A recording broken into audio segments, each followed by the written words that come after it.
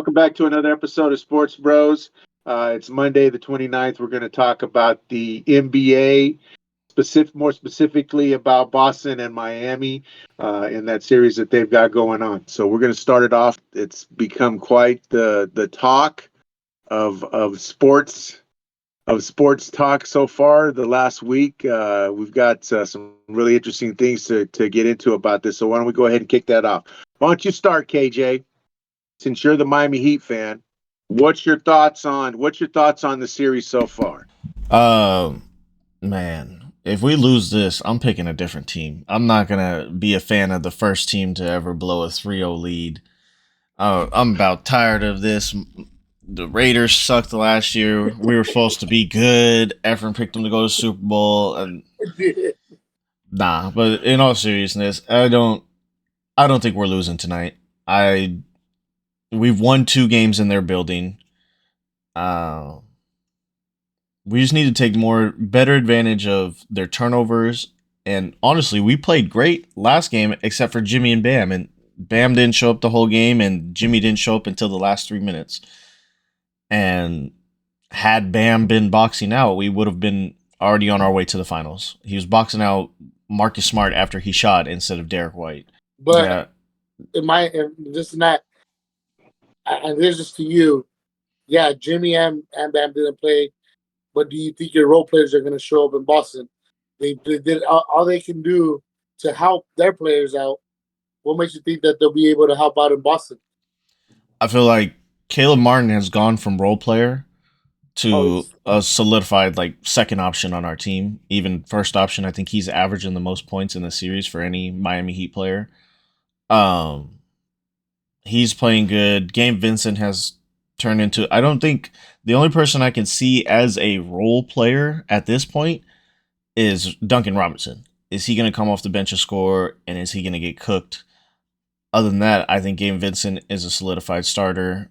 Max Strus has been a solidified starter for a couple years now, and Caleb Martin, with how he's been playing, granted it's just been these playoffs, pretty much just this series he's been playing like this, but I don't see why it would change in one game. I think that Gabe Vincent being back really helped last game. We should have won last game. I can't agree with you with that. You guys were losing the whole game. No, The not in terms of the end score. I meant in terms of the way our players played. If just Yeah. one of our 2 stars shows up, we should win that game. Even if they just show up for 1 quarter, we should have won that game. Gabe Vincent, he played his role. He's been a knockdown shooter. I will say that I understand he got us back into this game, but there's no reason Duncan Robinson should be shooting a 3 on a fast break with 20 seconds left. It's the same thing Jimmy did last year, and that's the reason why we didn't go to the finals. And I was going to ask you that. If those 2 shots, one wide open from your best 3-point shooter, and another one fast, is that what cost you guys the game at the end, or it was multiple things? It was a not boxing out. It was those shots. For me, though, I've always felt like even like Jalen Brunson during that Knicks series, or anytime I watch Jalen Brunson, if he's wide open, he knocks it down, and he's not claimed as the best shooter. Whereas our best shooters, Max Strus and Duncan Robinson, they can go multiple games with missing wide open shots, and it's like they're not even in a slump. They just miss wide open shots whenever. And you see these sharpshooters, like even JJ Redick, he doesn't miss wide open shots like that at the same capacity that Max Strus and Duncan Robinson do. And that's the only reason why Duncan Robinson got paid, was to shoot. Okay, Do you think that has anything to do with the in-game pressure? Because I was just thinking about something. I was watching before the last game, they were showing who's the kid, Williams? Was Which it one? Grant Williams? Which one, Grant or Grant? Rob? No, it was Grant Williams, the one that was mouthing off to Jimmy in the second game, third Yeah, game. that's Grant. They were talking to him before the game, and he was shooting layups when he started, and then he went to the 3-point line, and I kid you not, I think he only missed one the whole time that they were actually talking with him. And I was thinking to myself, how come they don't hit him like that in the games? Do you think there's a lot more pressure in the game that I mean, I know that they talk about, muscle memory, and the more repetitive you do things, the easier it comes for you. But it just seems like, especially when it comes down to crunch time, those guys will miss a lot of those shots, that aren't named, Steph Curry or Well, that's the thing. Like Klay for Thompson. me, it's not a. That's always been a like weird phenomenon for me because you could see I've seen Andre Drummond hit 10 threes in a row in a warm up, and then you see him airballing free throws, airballing everything. But Exactly. I mean, like JJ Redick, if he's open in game, you knew he was making it. Whereas for me, I'm always questioning if Strus or Duncan Robinson are going to make it, and they're classified as sharpshooters. Whereas Max Strus, he's a better defender and he can get to the bucket. It's like Duncan Robinson. If you're not a for sure knockdown, why are you in the game? He's more of a. And I saw someone make fun of Jordan Poole for this. He makes more contested threes than he does wide open. Now, I don't know if that's right statistically, but watching the games, it does look like that. Duncan Robinson, if he's coming off a screen where he gets bumped, he's making that three. Whereas if he's left wide open, it's questionable if that's going in. And that's Okay. true Okay. because we've seen that with Derek White from Boston. You leave him wide open, he's hitting the three. Marcus Smart, you leave him wide open, he's hitting the three. And it is like, I haven't really watched him miss threes. The Duncan Robinson kid, I've known him since last year, and he's a great shooter. I think he had a lot of confidence when he hit that three to tie the game, right, or to be down by one. Yeah. Then I think that's where I don't know who they gave him the green light to shoot. Also, do you blame the coach for that?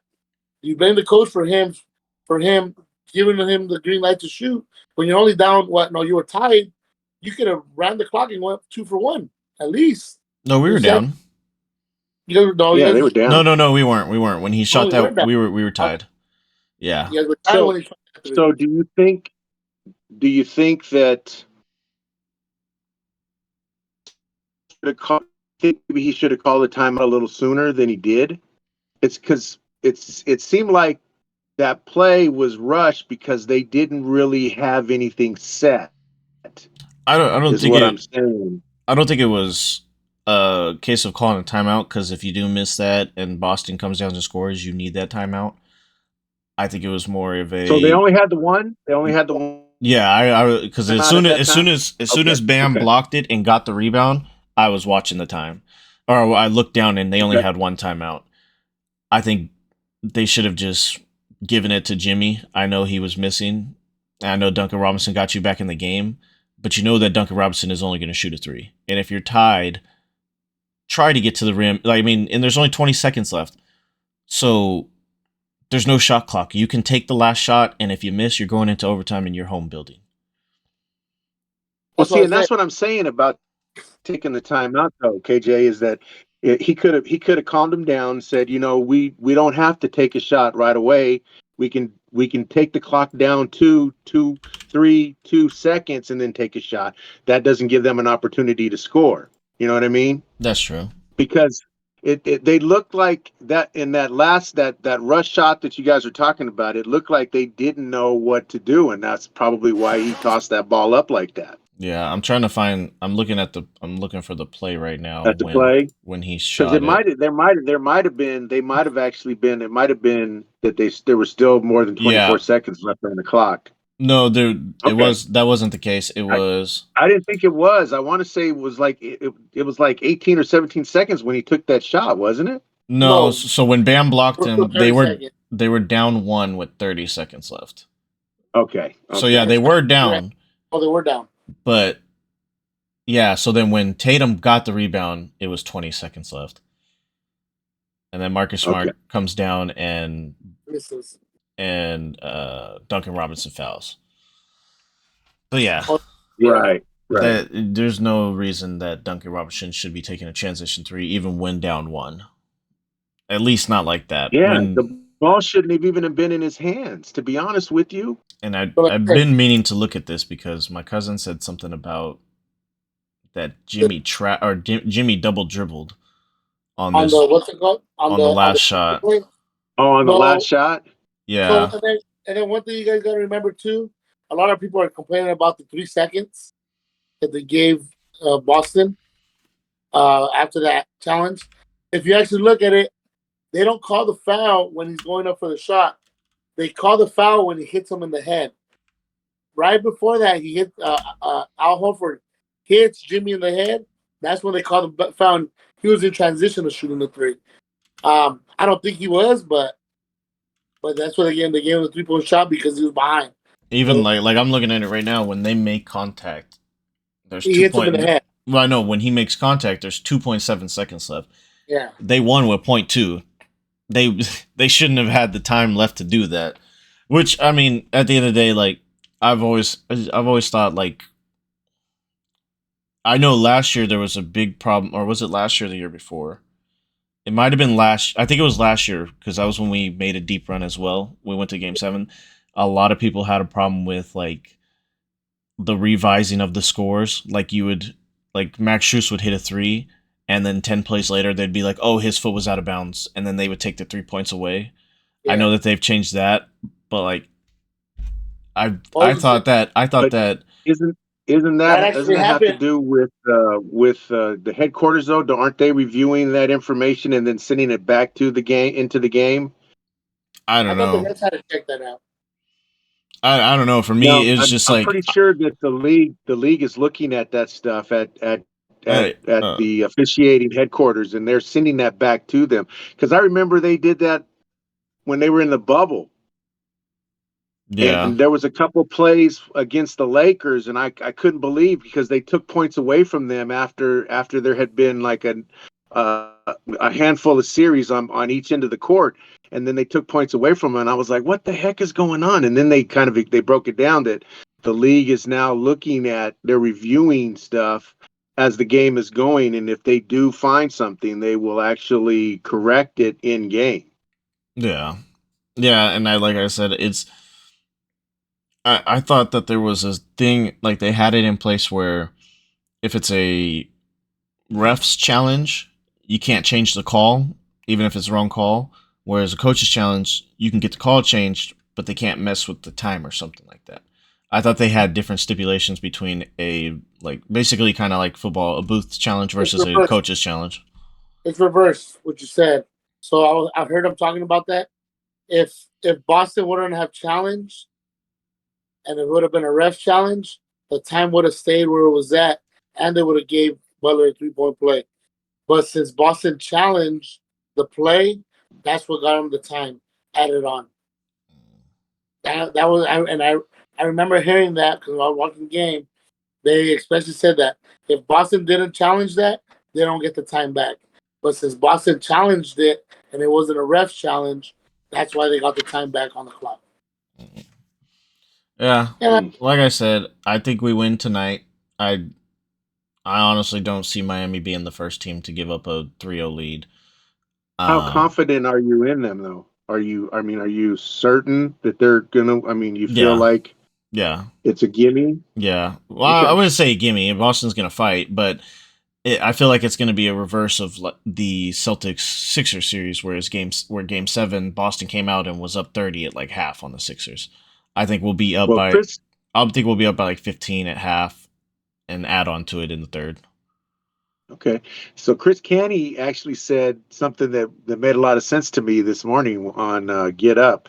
He said that he doesn't think that Miami can win the game, but he definitely feels that Boston can lose the game. Oh yeah, And I was thinking to myself, wow, that actually makes a lot of sense.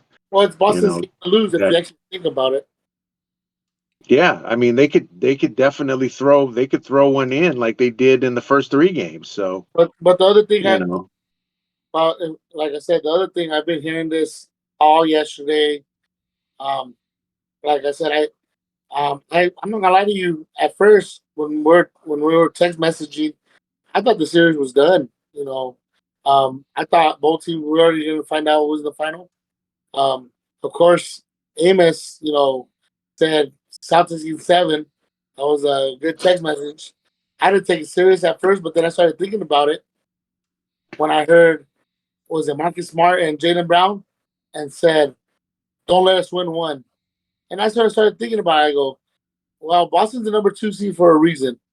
They've went on good win streaks.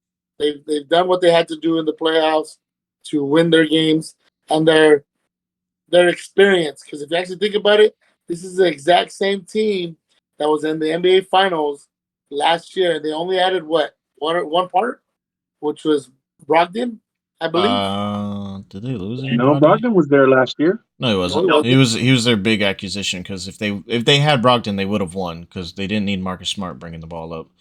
Yeah, I Um, Brogdon. don't know about that though, man. I mean, don't give him that much credit because if that was the case, then they would have already won this series. Want something? But you want to know something? well, Brogdon was injured. Brogdon's been injured. Brogdon got hurt yesterday. No, he Brogdon got got hurt the game before. the game before. So it Okay, was but good. that's only 2 games though. I mean, But we're he has already stepped in up. game 7. That But Brogdon has stepped up in a couple of these games that just happened. Game 5 and Game 4, he stepped up. Yeah, I think he had like 20, close to 20 points the 2 games before he got injured. okay? No, I understand. I understand. Oh, And it's not even a we're point gonna- of. It's not even we're a gonna point move- of. Are you going to give us a score? Or are you going to tell us it's going to be a blowout, or is it going to be close? What do you think? I think Miami. I want to say we win by more than 10, but I know Miami. I'm just gonna say we win by more than 10. Double digits, huh? Okay. Yeah. All right, Amos. Why don't you go ahead and give us what your thoughts are on the matchup? All right. So yeah, I mean, I didn't really have too many questions for KJ. So that's why I didn't feel the need to speak up. For me, it's just been an outlier of a series, right? You know, starting with the underdogs winning 3 in a row, and then all of a sudden you have the Celtics, who, you know, like you said, Efren, they just got 1, right, and all of a sudden there's a domino effect, and now they get 2, and then they get 3, and you know, at the end of the day, the last game, either team could have won. You know, if you're a Heat fan, you're going, hey, you can't add that time. You know, why did you add that time? You know, the time now that they needed to end up getting that last shot off. On reverse, if you're a Celtic fan, you're going, hey, he did double dribble, you know, or hey, you know, why are you calling that in that situation? So I think you can go either or. I do know the Celtics need to shoot a lot better. Jason Tatum went 0 for 8 from 3. Al Horford, you know, he really is an elite shooter, but you know, it seems like since that interaction with that reporter, he just seems to really has struggled with the shot. And so, you know, if you're going to be playing him a lot of these big minutes, I know he's in there for defense. You know, he needs to be that lights down, that knockdown shooter, that consistent shooter, and he just hasn't been that for them. Sorry, I'm saying, but he did come through for them in game 6 with that big block on a foul going right back up. He did a big block. Yeah. You gotta remember that. Defensively, yeah, I'm not questioning defensively. I'm saying specifically shooting. You know, he's going to need to be a little bit more consistent. He's going to need to give them a lot more help as far as, you know, consistently from outside, because they haven't really had that. They've been struggling, and it's going to open up offense if he's able to do that. But like you said, defensively though, he's consistent. You know, he's a good veteran. He feels very confident. He can move his feet pretty well. I will say, I remember specifically talking about this in the Sixers series. I wish he would allow the Marcus Smart, the defenders, to fight through a little bit more, especially at the end, because I remember he did this versus James Harden.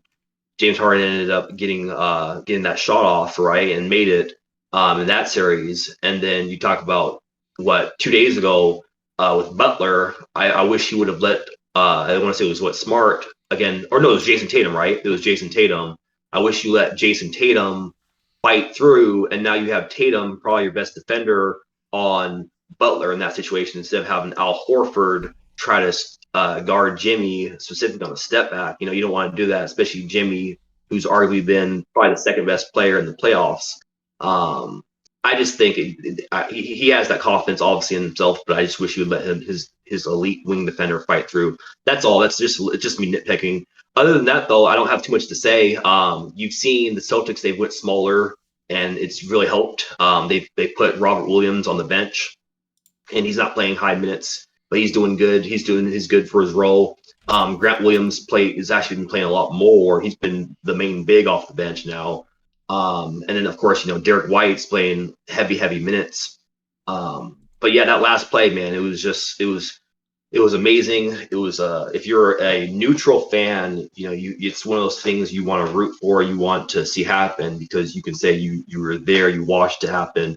I know KJ wasn't too happy with Bam, but I actually thought it was more Strus because if you look on the replay, and I was actually watching the replay, Derek White fades the corner as Bam's turning, and so had Bam, of course, moved to the corner, well, Brown's just going to go do a putback. Instead, Derek White fades to the corner and then, of course, cuts in. And I don't think Strus expected that. Obviously, Strus was helping the pass off the pass on the elbow. So it was just a great heads up IQ play by Derek White. And then, like I said, end of the day, now you have the Celtics with I was more disappointed than mad, but I was just mad that it was Derek White's ugly ass who made it, because I was just talking shit about him 30 seconds before that happened about how ugly he was.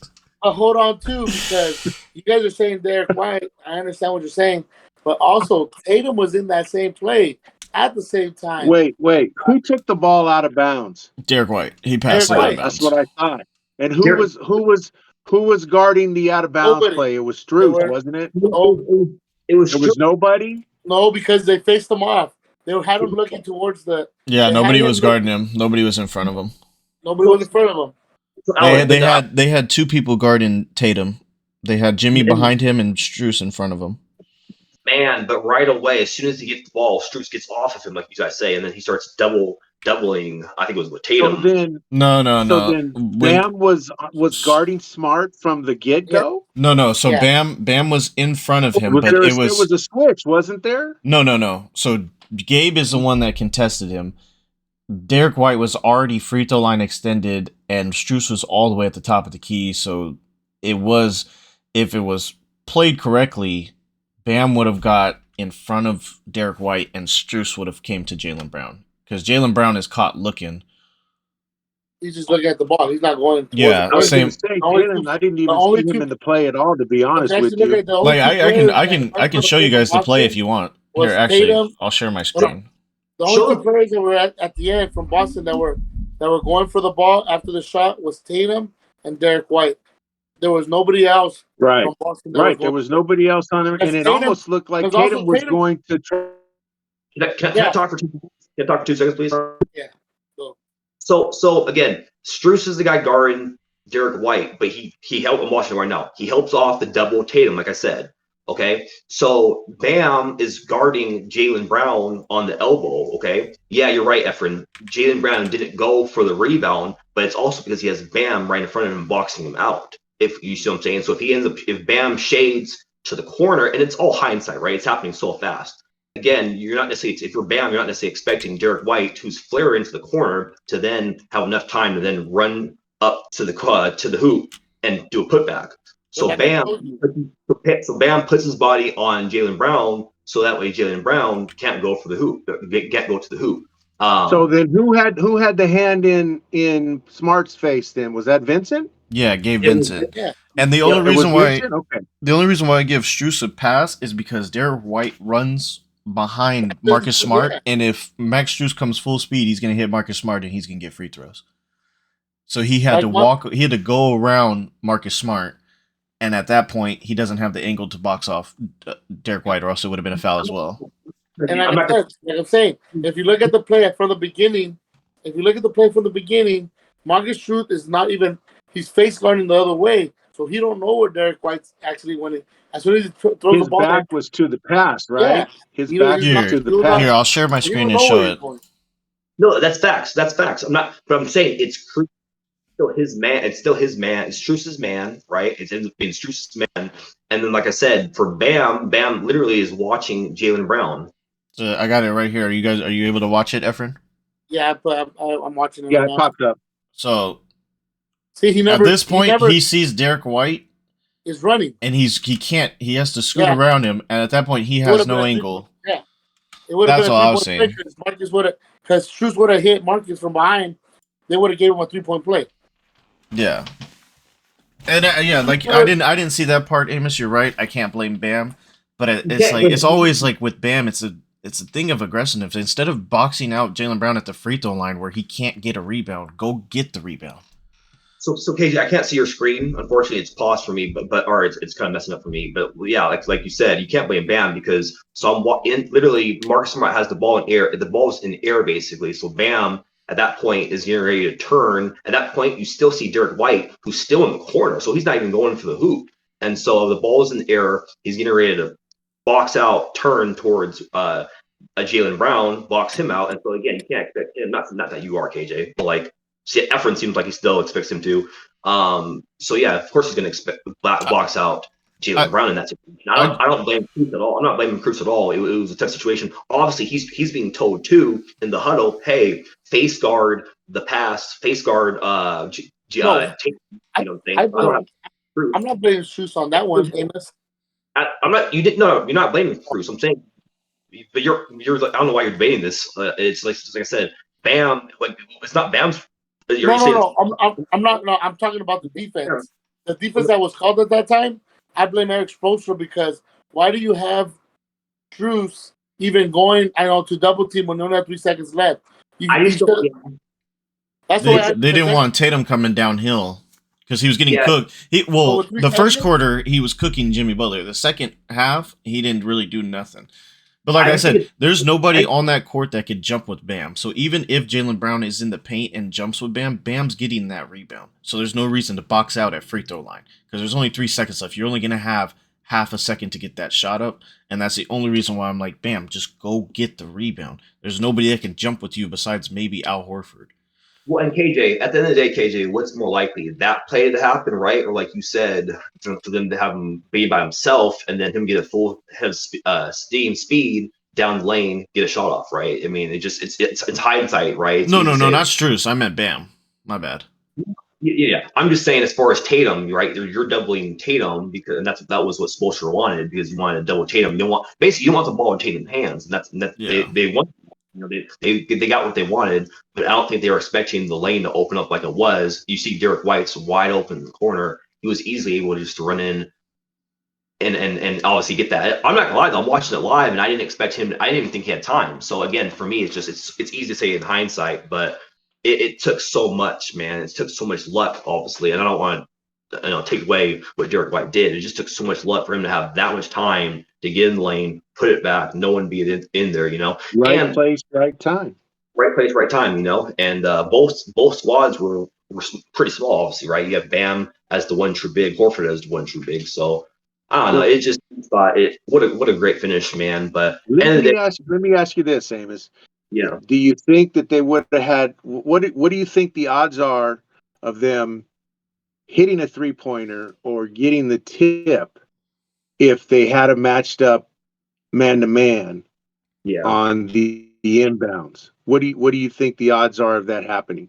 So if you're going, so ideally, right? If you are able to do, if you're in man, theoretically in man, then you should have 5-on-5, 5 bodies on 5 bodies, right? So there should be no excuse for a guy to get around you. You should be able to bump him and not give him enough time to then get around you, get up in the air and tip it in, right? So by that logic, Right.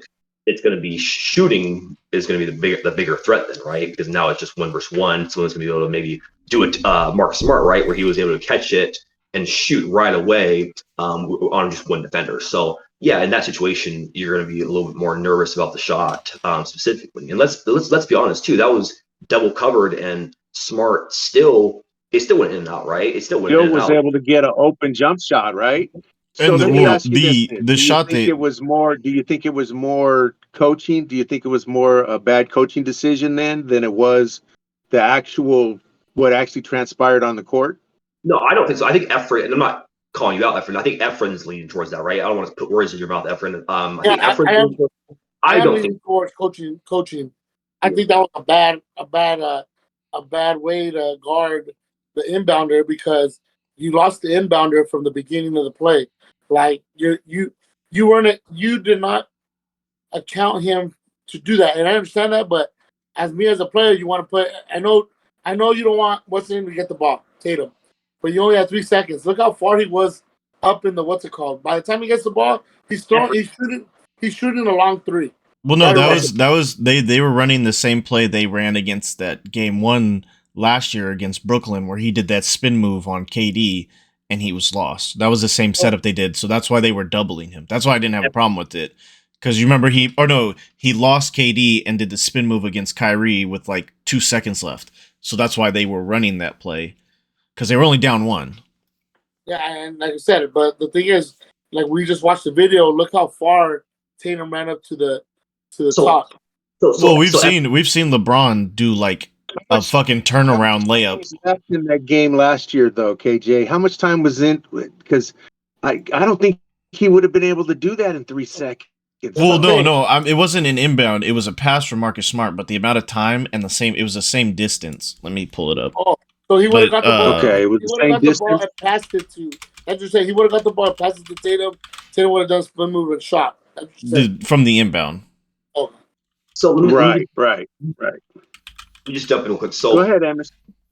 I lean towards Kate with KJ. Like I said, I don't have a very problem with it. But what I will say, again, none of us were in the huddle, so we don't necessarily know. But Efren, what I could see happening too is Spoelstra saying, "Hey, hedge out a little bit, right?" And so hedge out a little bit. As you, to your point, Efren, he did come out a lot with Tatum, right? And he didn't necessarily need to do that.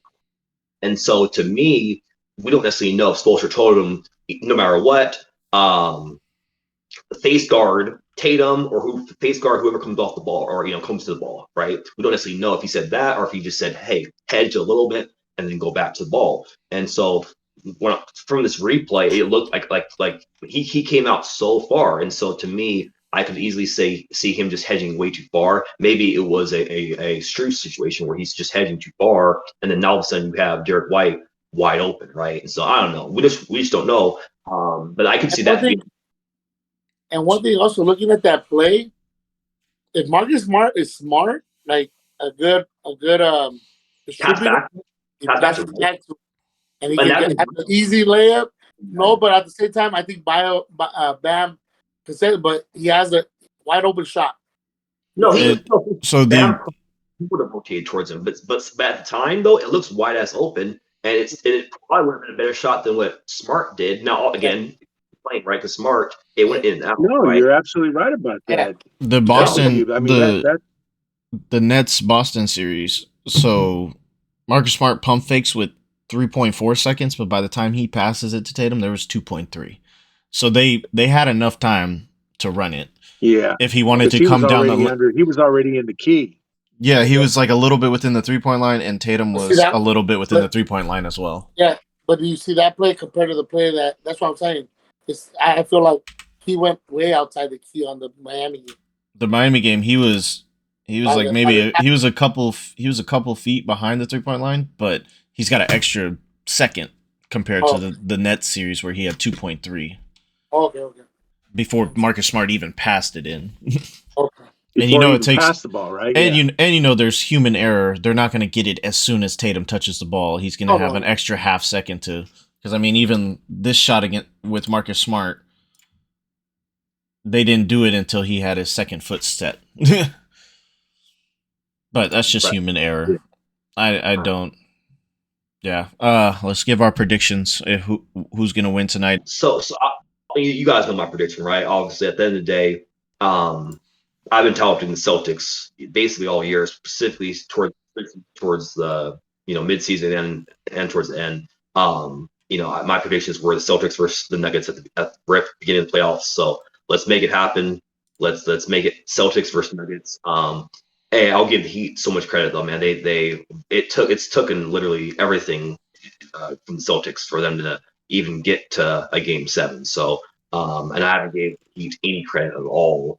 Haven't believed them at all. So I was wrong. They made me a believer. But again, I still got to go with the Celtics and 7. So you got them winning close, or is it going to be a blowout? What do you got?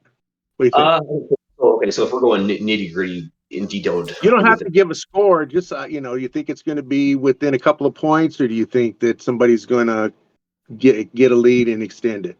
Yeah. So I would say honestly, Game 7 in Boston, I feel like Miami's gonna be feeling the pressure. You know, it sucks because, like I said, I haven't really respected them. I feel like I'm gonna get to this. I'm gonna kind of contradict myself because I said I should, but they have so many undrafted guys. Okay, can these guys continually do what they're doing?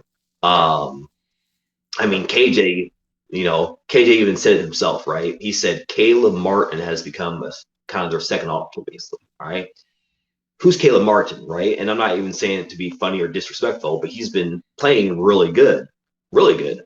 But that shows you the fact that he's kind of been their second option, that they've almost been playing with house money. Are these guys playing above themselves? Are they now finally hitting a wall? Obviously, Caleb Martin, not necessarily, right? Well, He just went for 21 points last game.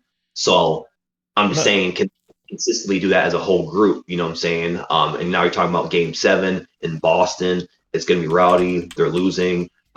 Jimmy's been in a good mood for Game 4, Game 5, but is he going to be in a game mood? He wasn't really in good mood Game 6. Game 7, he's going to be a little bit more pressure. So I just think with the momentum, the Celtics have, they beat the Heat obviously in Game 7 last year. They've already done it. I just think, you to me, I'm just going to take Tatum. I'm going to take Brown. I'm going to take the team as a whole, especially specifically defense. I think their defense has kind of carried them throughout the postseason, not necessarily in the series because they got 8 and up with a lot of the Miami Heat shooters, but I do think, generally speaking, Game 7, I think they're going to be a little tighter. I do think the coach is learning on the fly. I think he's going to make some adjustments, and I like the Celtics by 6. And I'll even go for score. I'll say Celtics 102. Give me the Heat 96. I like the Celtics. All righty, it's on you now. I'm gonna say, like I've been saying, I only have literally 3 or 4 things to say. First thing, KJ, the Heat, man, they impressed me. The first 3 games they played like there was no tomorrow. They did what they had to do. They made the number 2 seed play like, man, like you just never seen them play. You never thought of. well, you can't give them that because you got like I think they had only won 2 or 3 quarters of the first 2 games. So out of Yeah, like, but the thing is, what happened was, who would have thought that oh those role yeah, players that you guys had would step up like they've been stepping up, especially like Caleb Martin, like you're saying. Like I was even saying, I go, no, I thought it was I thought it was gonna be a sweep the other way around at first, but like I said, like they impressed me. do you Very good. do you think, because this is kind of like how I felt about it, do you think the Miami has the same success they had if Tyler Hero never gets injured? I think honestly, because it depended more on the role players now, and the role players showed out. I don't think they do the same success. I think because you know how Tyler Hero is, he likes being the man sometimes. You understand what I'm saying? Like him I and don't. Jimmy would try to do a lot. Yeah, I think we would have won the Knicks series no matter what, but the Bucks series, I feel like, Yeah, yeah, like you said, we depended on Jimmy, and it gave Caleb Martin a little bit more of a leash. and then so that's the first thing I just wanted to put out there. The second thing I wanted to put out there was, um, damn, Boston. We talked to the like honestly, number 2 seed for a reason. Their defense stepped up finally. The shooting, the 3-pointers finally won a game when they were shooting bad at threes, which was Game 6. Had a horrible, horrible 3-point outing, but won that by luck, but still won it. And just like like I've been telling people, it only took one game for them to start getting their momentum back. They saw that they could win one anywhere. It happens. The other thing, 3, is Miami tired now? That's what I'm looking into today. How tired is Miami? They've been playing since the playing. Remember, guys, they've been playing. They lost the first game, they won, then had to play Milwaukee to what? 4 games, 5 games, 5. 5, and then play New York another 5, right? 6. Oh, 6. I mean, Now I think they've played the same amount because Miami only played 5 in the first round. Boston played 6 against the Hawks, so that's one playing game, and then Miami played 6 in the second round, and Boston played 7. So they're the exact same amount of games. No, but this is where I'm gonna get you. How many games has Miami been down that they had to come back and use more energy compared to Boston? Remember, That's true. But they also had a game 3 where they all sat the fourth quarter. Yeah, but you got to remember too, Boston. They've either been blowouts or they've been close games, and they've lost those close games. If you notice that too, and that's been in every series they played in. Except for You got to watch that. game 6. For me, friend, I just think both teams are pretty much alike. They played around the same, so I wouldn't really be too worried as far as any teams are concerned. But the player I'd be specifically concerned a little bit about is Jimmy Butler, right? And that's just because of the load, the burden that's been on his back this whole playoffs. He's had to basically do it all, and he's done it all. We're talking about a guy who's 33 years old, though, right? So that's tough to do, man. This is his prime, if you actually think about it.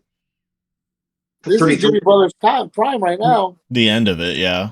They say your prime in the NBA is between from 27 to 33. So yeah, he's at the tail end. No, yeah, I'm just saying from a physical standpoint. I'm not. You're the one, Efren, talking about all these players being tired or whatever. Well, we're talking about a bunch of 26, 25, 24, 23, 20. I'm not worried about those guys. I'm just saying Jimmy Butler's 33. We're not talking about him not being in his prime. Of course, he's in his prime. He's playing the best he's ever played right now. But I'm saying he went 5 for 21 last game. So that's not Jimmy Butler. Why did he do it? You gotta remember he's been playing like that since game 4. Okay, so is it because he's tired? Is it because he's tired? Okay then. So you agree with me? I'm telling you guys. I think Miami. How tired is Miami? I think he's saying it's not from a point of being it's his age, because Bam played like he was tired yesterday and he's 20-some years old. He's just saying in terms of he's just tired because he's having to carry the load. I'm saying from his age and his workload, he's tired. He did carry the workload last game, and look what happened. I mean, LeBron's damn near 40 and he plays 48 minutes. I don't think Jimmy's that tired because his work ethic and everything. I think he just had a bad game. A very bad game. 3 bad games though? No, I didn't watch game 5 or game 4 or 5 because I was busy. But I mean, I know game 5 he only had like 14, but game 4 he had 29 on 42% shooting, so he didn't play bad. All I'm saying is it's a question. So I'm saying I'm going to question the guy who's 33, who's been carrying the team on his back more than the 25, 26, 24-year-old guys. And if we're going to talk about LeBron, we've seen him run at 35, 34, crunch over on the bench. It's so exhausted, and he's a physical specimen. Jimmy's not LeBron as far as being a physical specimen. So, end of the day, I'm just saying it's a question. I'm not saying Jimmy doesn't have what it takes as far as a physical standpoint to get through that series. I'm just saying he's 33 years old. But do you think the mental aspect of the game is weighing heavily on him because he is carrying the load of that team? I think that's a good question too. I wouldn't have said no because of how confident. I mean, I'd still probably say no because of how confident he is, man. Like, he was so confident after game 4, which why wouldn't he be? He was so confident after game 5. But I do think you kind of see game 6 after game 6. It's kind of his demeanor has changed a little bit, right? But I don't want to disrespect him and say mentally he's changing a little bit because he's just such a dog and he's got through it. This is him in the bubble again. I'm not necessarily saying this is him in the bubble again. If you look at it, how exhausted was he in the bubble? But that was in the finals. Yeah, but how exhausted was he? Everybody had 4 months off. Yeah, if Jimmy was tired, everybody was rested. If Jimmy was super tired, LeBron won that ring, and it wasn't Lil Mickey. But like I said, so at the end, that's another thing. My last thing is, sorry, KJ, I have Boston coming back and winning this. I feel like you guys had the opportunity to finish them off in Miami and couldn't. and I know it was a lucky shot, but that you've seen the faces of all those players after that shot went in when they were reviewing the shot, and all those role players. I don't think they're gonna show up tonight. I don't know. They said that Miami already booked their flights to Denver, so I don't think those role players are really like. They can say that. They can say that all day. They can be saying that all day, but it don't matter. But why are we here? Why is Miami here? Because of Heat culture. The whole organization is different from any other thing. So that's why I don't have a question of if the role players are discouraged. I know that they're gonna come out and play. Yeah, well, like I said, we'll find out tonight. But athletes, guys, that's what they get paid to do. Yep. This is the bottom line for them. So I think that Miami is going to show up for sure. Well, it's not even about them getting paid. It's just Miami's different. It is about them getting paid, though. KJ, that's the bottom line. That's what makes this different from the NCAA is that these guys are making a lot of money. Yeah, but wouldn't you say the NCAA is more competitive because they don't make money? They're fighting to get to the place where they make money, and it's less competitive. I think it is more competitive because of the fact that it's still about the love of the game and not a huge contract. True. I feel that way. I honestly feel that way. I think that a lot of these guys, don't give their best effort because of the fact that they're getting paid and they can have an attitude or, that's why there's so much parity between the bottom teams and the top teams. You can still see who cares about the game and who look at everybody on Charlotte and Houston. All they do is just smoke and blow their money. That's what I'm saying. That's all they do. They don't. It's not about the love of the game anymore for them. It's about making a paycheck. True. Yeah. Wait. Before you go, Alan. Yeah. Oh wait, no. You said you think they're gonna win. You said you think the Celtics are gonna win. What's the score? I have Boston by. You got a score. Or you're gonna say is it gonna be close? We can't even get. I got Boston by 30. Okay. See now he's just lying. Now he's hold on. Listen. Hold on. I'm making my hold on. I got Boston by 30, and then sorry, but the people that proved me wrong all year round was Denver. I got Denver winning the whole shit. Hold on. I just want to see Oakland A's are 10-45. Okay, just making sure. And Dallas and Las Vegas are going to the Super Bowl. And Dallas and Las Vegas are going to the Super Bowl. You just put the jinx on Denver, bro. Get it right. This year is Dallas and Buffalo. Where's Aaron Rodgers? Let me jump in. He's in New York. How does Efren? How do you? First off, we're not talking about finals. So how do you sneak your final prediction now? Because I'm saying it right now. Because Denver has proven me wrong all year.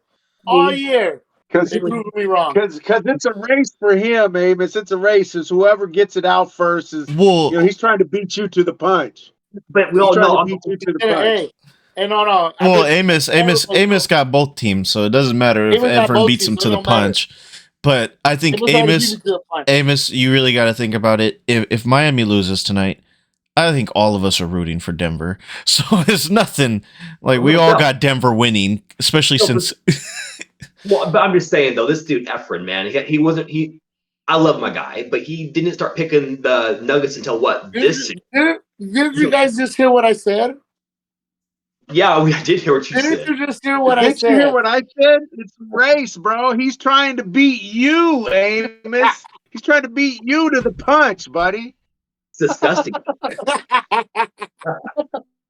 Sorry. So you got him by 30. So we got a blowout. We got a blowout. We got a semi-close game, and we got a double-digit victory over here. Okay. What's he got? So I got a lot to say about this man, but I'm going to leave some of it for the end because I got some questions. But it's been an interesting series, to say the least. One of the things that I will say about some of the points that you guys brought up, as far as Miami goes, I think if Hero doesn't get hurt, I still think that they make a run. And the only reason I say that is because I think that they don't have to define who their number 2 scorer is, who their number 3 scorer is, because that's already going to be solidified. We all know that Jimmy Butler is a postseason guy, so I think that they would have rose to the occasion. I just think that it might have been a little easier for them in this series if Hero had been available to them. Especially if they had taken a 3-0 lead and been at home for that 4th game. I don't. There's no denying in my mind that they actually would have swept Boston. As far as Caleb Martin goes, you're not giving that kid enough credit. I mean, him and his brother, pretty much the two of them took Nevada to the Sweet 16 that final year that they were in college. That's what I was going to say when Amos was talking about Okay, so Caleb. the kid is proven. He's proven. It just took this series to get him to that point where he felt confident enough to be that number 2 guy, number 3 guy every night. It just took him getting out of North Carolina, out of Charlotte. I think that it's a shame that he was undrafted, to be honest with you, because I remember when they were in Nevada, and I kept saying to myself, wow, where'd these kids come from? And who missed out on this opportunity? Why did they end up at Nevada Reno? When they were both definitely probably top 300 kids in the country as far as their ability goes. And it's just like I was saying at the beginning of the podcast when we were talking about Cleveland. It only takes one game to turn a situation as far as a mentality goes in an individual or a team. And he finally hit that stride in this series where he realized that, I can play in this game. I can play in this league, and I should be in this league, even though I didn't get drafted. And I think that happened with a couple of guys. Vincent is who I have no idea where he came from. Is Struess.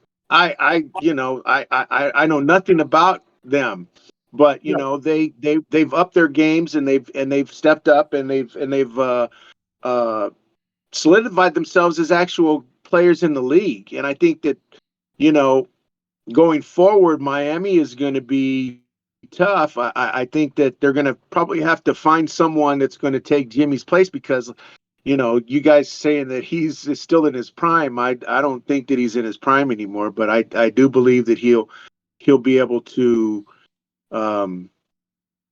live up to the postseason reputation that he has, even going forward. But they're gonna need somebody else to step up. Hero is definitely a star.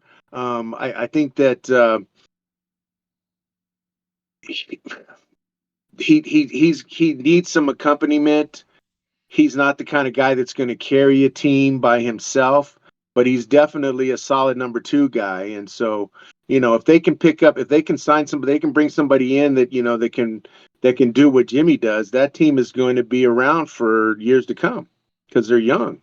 I did see one trade that they were talking about making so that they can make one more push with Jimmy was, and I don't know how much I like it, but it was trade Tyler Hero, some picks, and I can't remember who the second player was, and then like some filler players for Damian Lillard. What do you guys think about that? Wow, I would be all in. I would be all in, honestly. I would be all in on Dame for any team, period. But Dame's getting old too. Yeah, he's getting old. He's about he'll be about, I want to say 33, but to me, Dame's a guy.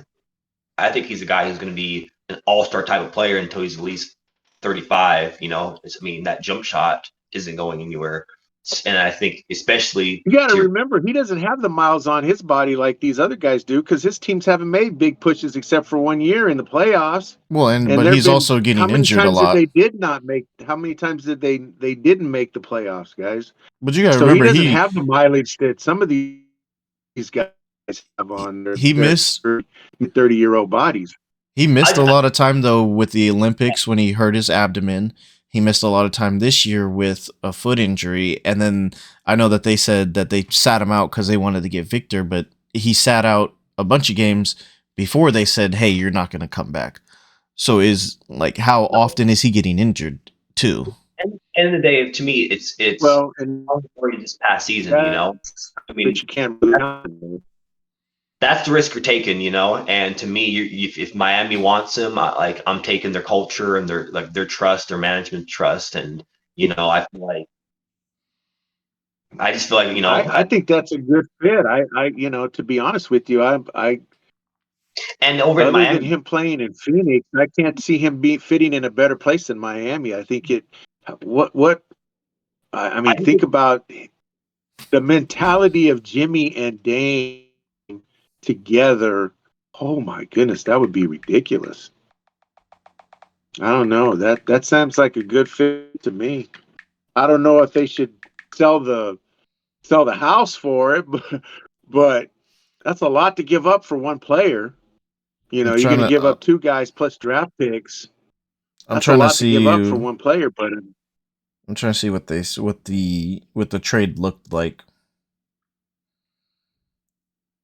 So what do you got? What is your prediction? well, I'm taking Boston. The only reason I'm taking Boston is because they're playing at home. I think it'll be a close game. I would love to see Miami pull it out. I just don't think that their head is in the right space for a game seven. To be honest with you, I mean, it's kind of demoralizing to win 3 games in a row and then lose 3 games in a row and then have to travel to finish off the series, even though they did win 2 games in Boston early on. Um, I mean, besides the traveling the within 2 days, it's pretty much the same case that Boston was in. They were on the no, you're absolutely road right. in I'm their just game saying, seven, you know, technically. have you been to TD Arena Mm-mm. playoff situations? That's a pretty nasty place to go and I'm try gonna to So is I'm gonna let you know Miami. something, So is KJ. game Miami, though. seven, and then KJ, you have all the history behind. You have all the history behind that team. okay, KJ. Let me tell you something. I just Can I say something? Just one thing, yeah, go KJ. ahead. You know how they say about when Philly was finally hosting a night playoff game, and they gave them all that time to drink. Now imagine Boston fans all night till 8 o'clock tonight. How ruthless those fans are gonna be towards those NBA players. Nobody cares about no Boston fans. Oh, trust me, those What? guys are. Well, nobody that's not a Boston fan cares about them, but you got to remember, man, they're playing in Boston. It's going to be ugly. It's going to be Gonna be ugly. ugly. I think Miami can That's a handle it. hostile situation, and granted they are professionals and they are getting paid to do this thing. And like I said, I don't expect them to go in there and get blown out. I'm expecting Jimmy to pull it back together and do what Jimmy does in the postseason. It's just a matter of Bam has got to show up. He's got to show up for 40 fucking 8 minutes, and that's the bottom line. He's my important player of the game. He's the key factor Yeah, in this game. Is it's he going to not play it's not gonna big? for Miami, it's going to be one of the role players that is going to have to step up for them to actually win tonight. It's not going to come from the obvious guys like Tatum and what's his face. It's going to come from somebody that we're not expecting to have a big game. But I think that Bam has got to show up, and he's got to show up for the whole game tonight. You It's gonna know. be Grant Williams. So, Shut the hell up. The trade that bro, it you've been was preaching Williams since last year, and It's he gonna be still Grant and he still Williams. hasn't done anything. This the is the And he trade year, still Grant hasn't done Williams. the anything. trade was So, Miami Heat get Dame, Portland gets Tyler Hero, Duncan Robinson, Nikola Jovic, and the 2 first rounders. and 2 first-round picks, and I mean Minnesota gave up 5 first rounds for Rudy Gobert. It's kind of like a Rudy Gobert is 28 years old. I know, but he's not half the player Dame is. But they already have what they think is their Dame player in that kid. Hero? What's his Edwards. name? Anthony No, Edwards. no. Vincent? Edwards. I Oh, don't know why I wanted to call him Matthews. Well, but you got to realize Edwards, they also think they already have their damn players, so that's why they did that. I mean, well, and they already granted, had their big man in Cat, but they still went and got a center. Never needed Gobert. yeah, but you even said it. You even said it early on in the season that the Cat don't play no defense. Well, no. The thing is, Cat could play defense on a 5. He can't play defense on a 4. That's why his defensive numbers went down so Cat far. don't play no defense. He played better defense. Yeah, but he can't. The thing with him is he cannot stay with a 4. Yeah, and now that Rudy Gobert he's got competition now, and if he don't want to see himself getting traded, he's going to have to step his game up too. Oh no, they're already talking about him getting traded. They don't need him with Gobert. They got enough scores on that team. They need guys to play like who? Defense. Who can score on that team besides Edwards? Mike Conley's not scoring like that. Jaden McDaniels ain't scoring like that. Rudy Gobert definitely ain't scoring like that. They have no scores besides Anthony Edwards. Who was the kid that got hurt? McDaniels. He's a defender. He's not a scorer. McDaniels wasn't he coming on? He's like an 11 point per game scorer. Before he got hurt? No, he's like an 11 point per game scorer. Yeah, but he's still young though. I can get traded this offseason. I'm convinced of it too myself. I'm just saying that if you got a team, I don't see him being a part of that team anymore. To be honest with you. Oh no, they're already talking about him being traded. So anyway, I got a couple questions for you guys. All right, and well, I'll start off with this. Do you think that the league had anything to do with extending this series? Well, I felt personally that we were, at least in the first quarter, Miami was not getting any calls. But it got better. No, I'm being honest. If you watch the game, we were not getting any calls. That's the reason for the question, guys. Is I feel the same way. I think that Boston got a lot of calls in the fourth and the fifth game early on that changed the course of the whole series. So what about the first 3 games? Did Miami get calls? No, I'd have to see. Let me see. Look at it. Look at it. See. I don't think they did, bro. I'll be honest with you. I don't think they did. I think it was called pretty evenly in the first 3 games. They just didn't show up. Boston just didn't show up. I'm not going to say they gave up. They just didn't show up. What do you mean? Boston was up by 9 at the half in the first game, and in the second game they were up again till what's his name? So Grant talks to Jimmy Butler, but if you look at the plays that they're calling fouls in the third game. Hold on, no, that was in the second game. Yeah, no, that was in Boston. That was game 2. Oh, it wasn't. If you look at the fouls that they're calling when Jimmy's going in, Tatum's going here blocking the shot, and they're calling the body with the foul all the time. And his body's the one doing the foul.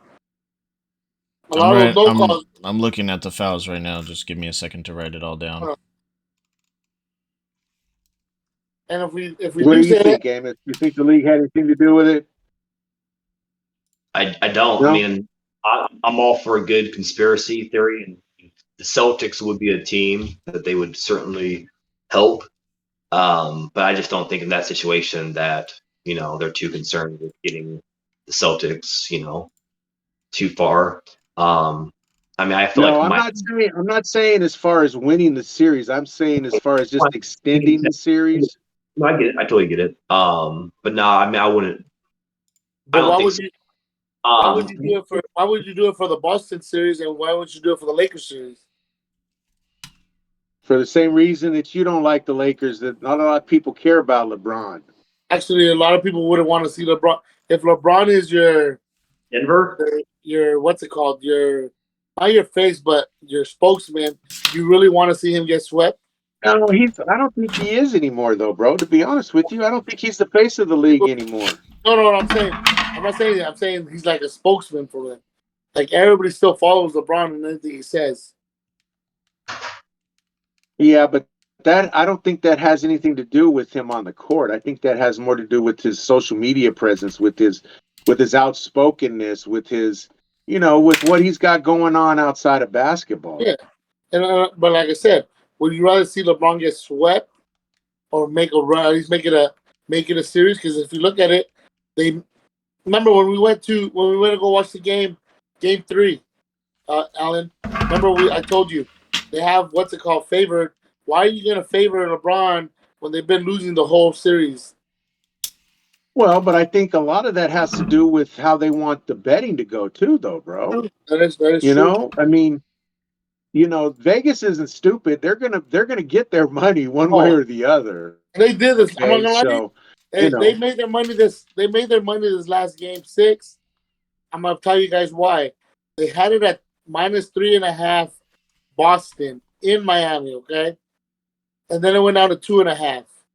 You're thinking in your head, if Boston's gonna win this game, they're gonna win their game by 5 or 6 points. For them to only win by 1, it cost a lot of people. Vegas won. Vegas raked up money in this game.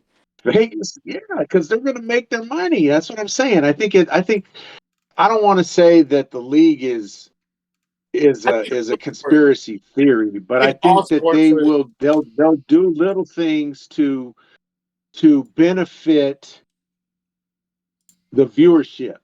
You know what I mean? You can't have two sweeps. No. Okay, you can't have two sweeps. That doesn't look right in this because it's never happened before. For one, and look at the NHL. You Yeah. had two teams that were on the verge of Creepy. sweeping, and the team that was the number 8 seed was the one that The one. actually got the sweep. Yeah. And I'll be honest with you, Vegas dominated Dallas Oh yeah. all season long. Yep. All season long, they dominated them, and now all of a sudden they're going to lose 2, maybe 3 games in a row to extend this series while the other team is waiting. And one thing that makes me laugh about that is what a coincidence the opposite in this series that the Yeah, the number one yeah. seed swept, but now the number 8 seed is Now the struggling. number 8 seed is Is is struggling on this is side. yeah is struggling when they were dominating that series. Yep. And I don't want to take anything away from the players that Boston has because on paper and on the court, that team should have been the one that was dominating. So Absolutely. When you look at it, especially the way they ran through the season.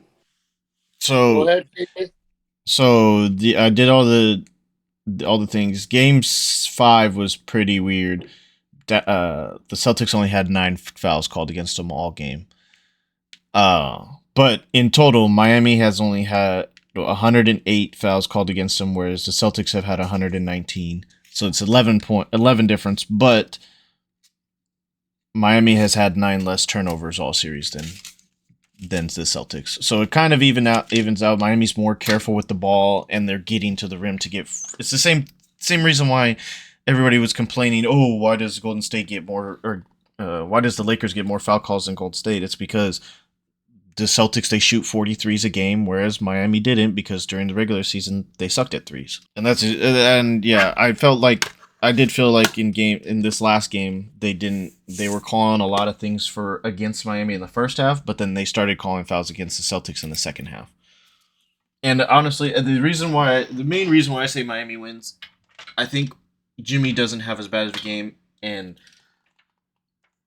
Tatum, he's hot. He's hot one half, and then he's cold the second half. I mean, he only scored, I think, like 2 or 3 points in the second half of last game.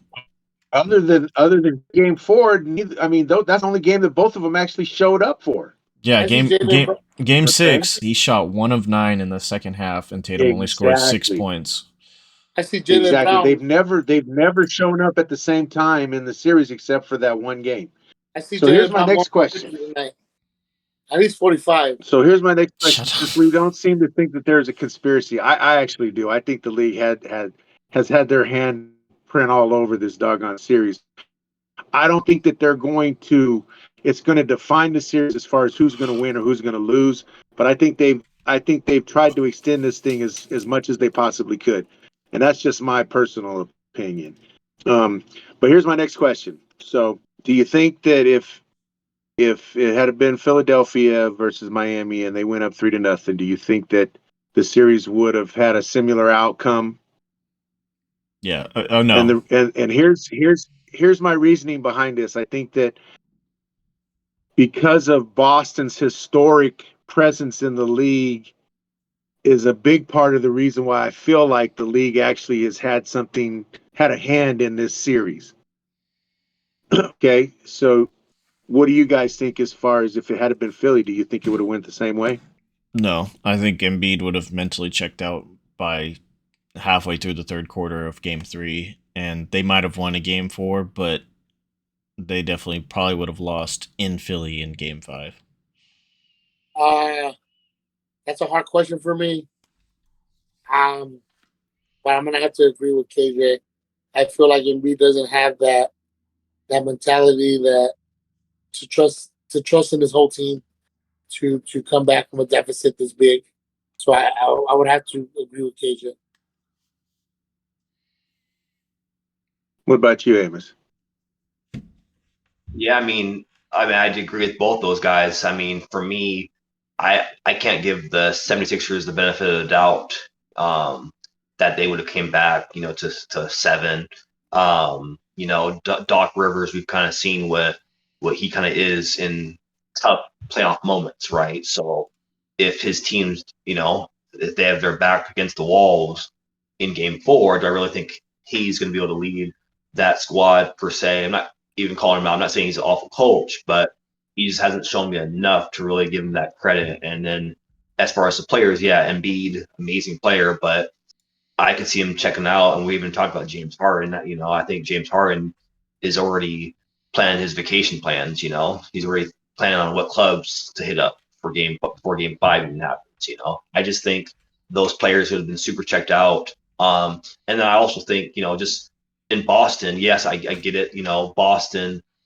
I think it's a culture thing. So if the Heat have a really good winning culture, I do think the Celtics traditionally have a pretty good culture as well. So I just think they have a more of a winning culture than the Sixers. So no, I wouldn't think the Sixers could have got to 7. And that's exactly how I feel about it too, guys. Is I don't think that, not necessarily putting all the fault on a specific player or the coach. I think more so for me, it had to do with the standing in the league overall as far as Philadelphia goes. I don't think that. I don't know. Embiid showed me some things this year where I think that he may have been able to actually step his game up, but was he going to get any help from anybody else's? And I'll be honest with you, James Harden is at the end of his rope now. If somebody gives him a fat contract, they're making a big mistake, in my opinion. His best days are way behind him now. Okay. I also feel like the Sixers are just would be a kind of a bad matchup for the Heat would be a bad matchup for the Sixers too in that situation too. I mean, if the offense is going through Embiid, KJ, I'll let you answer this. Who's the Heat's best defender? Who's the Heat for Embiid? Yeah, yes. Who yeah, for a big or just in general. Oh, Bam. Okay, you know what I'm saying? And then historically, Embiid versus Bam, is his numbers about average, or would you say it's below average versus Bam? I would imagine a little bit below, but you would know more. Let me see. You don't have to look it up, but yeah, I just wanted to add that. Joel averages he only averages 23 points against Bam in his 12 games against Bam in his career. What about this past season? No, in his 12 games that he's ever played against Bam. Did he ever play? Okay. What about, so just like you asked that All question, right, so Alan, what about with Milwaukee in the same situation with Boston or Philly? If they go down 3-0. What do you mean? Like, if Boston goes down 3-0 to we saw what Miami did to them. We saw what Miami did to them. I don't see that situation being any different, to be honest with you. We all agree that I think that they probably still would have beaten. Yeah. Okay. Yeah. And again, at the end of the day, here's my final question, guys. What's that? No, I was going to say, at the end of the day, I would just say, let's give Boston a little credit, right? Because, they've been, not even talking about the Heat. We're not putting the Heat in this category because they're obviously the team that the teams would be going against. The Celtics have been the best team consistently. They've been better than every single team, regular season and playoffs, basically, right? Because all these teams were out. And so at the end of the day, we give Celtics a little credit here. No, and that's where my last question kind of plays into. So if Boston wins tonight, which I think they will, is it more helpful for Boston or is it more hurtful for Jimmy Butler and his team going forward after this series? What's your thoughts on that? Does Boston stand out as that team that came back from a 3-0 deficit to win a series, or does it play more so as a detriment to the careers and the legacy of Miami? I think it depends on if. Oh, sorry. Go ahead, Evan. So me personally, I would have to say that this would hurt Miami. The only reason I say that is because their mindset is about defense, right? Defense, this, defense. Eric Spoelstra grew up the mentality of Pat Riley.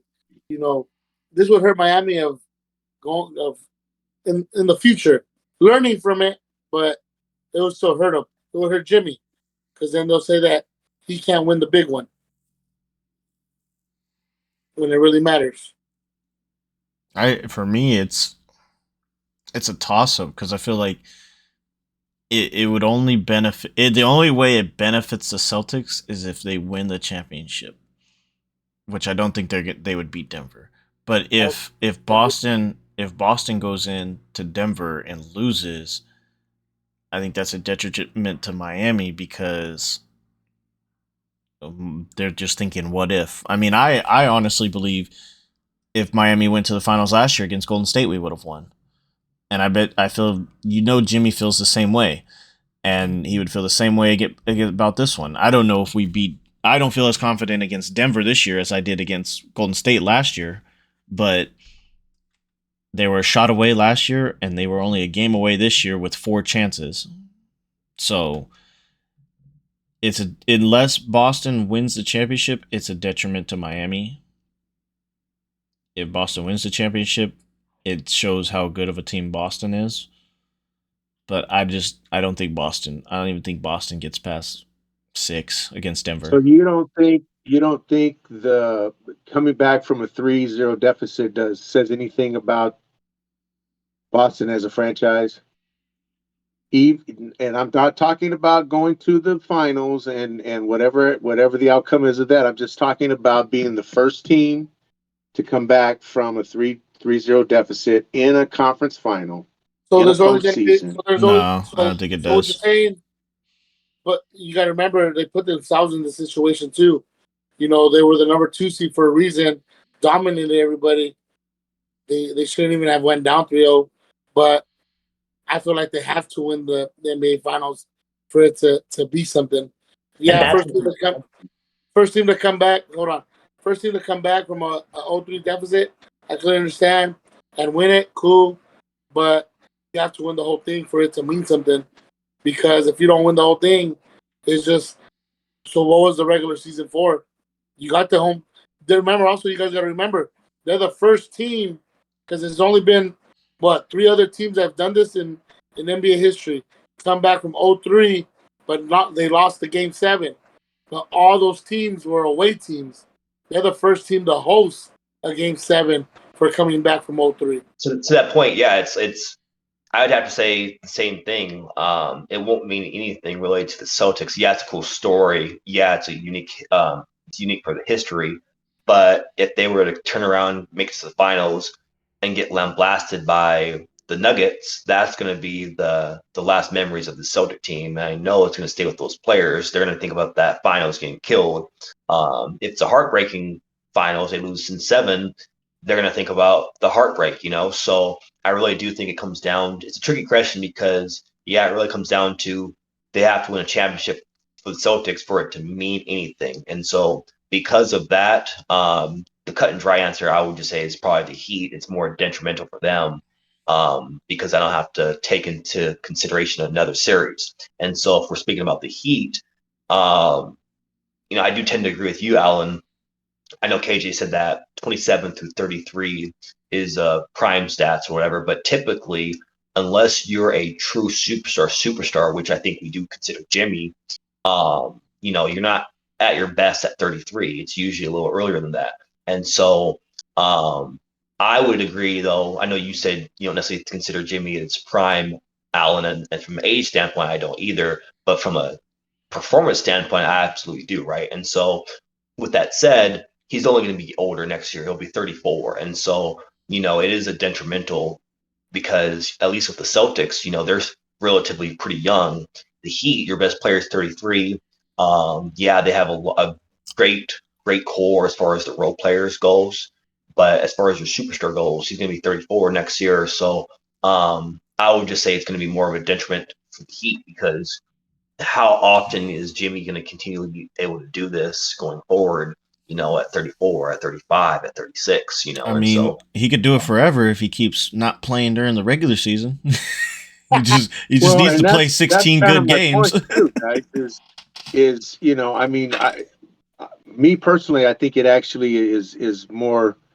I tend to lean more towards it being detrimental to Jimmy because of the fact that he is the kind of player that shows up in the postseason, and this is a postseason series, and it speaks volumes about,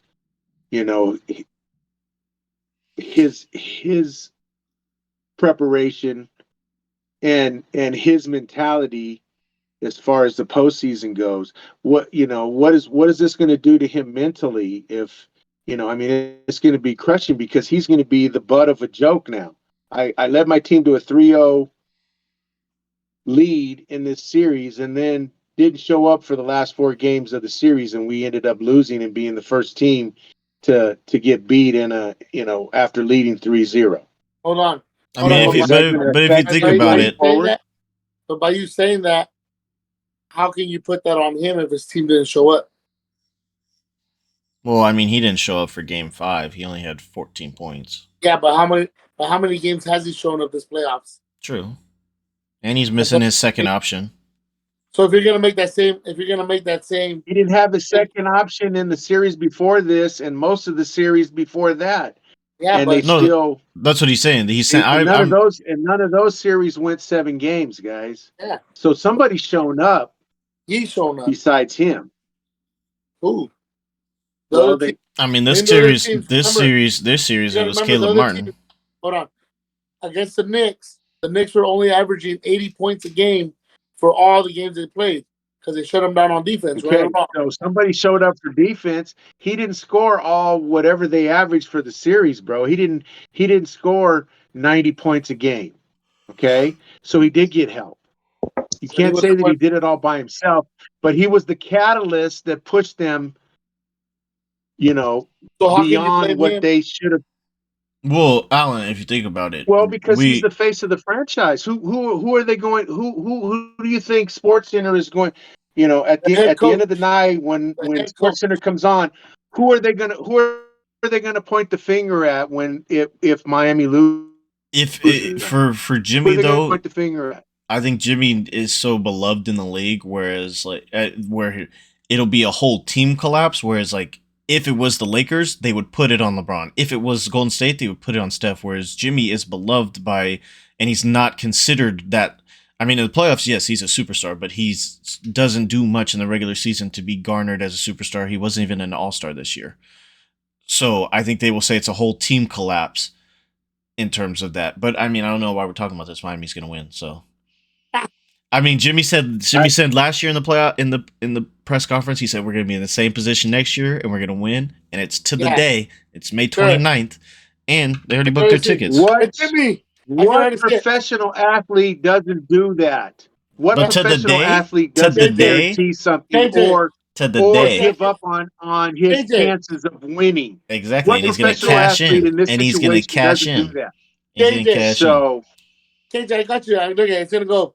Oh my God! There's 4 seconds left. Shut up! Comes down, shut up! the 3, shut up! And they still lose by 30.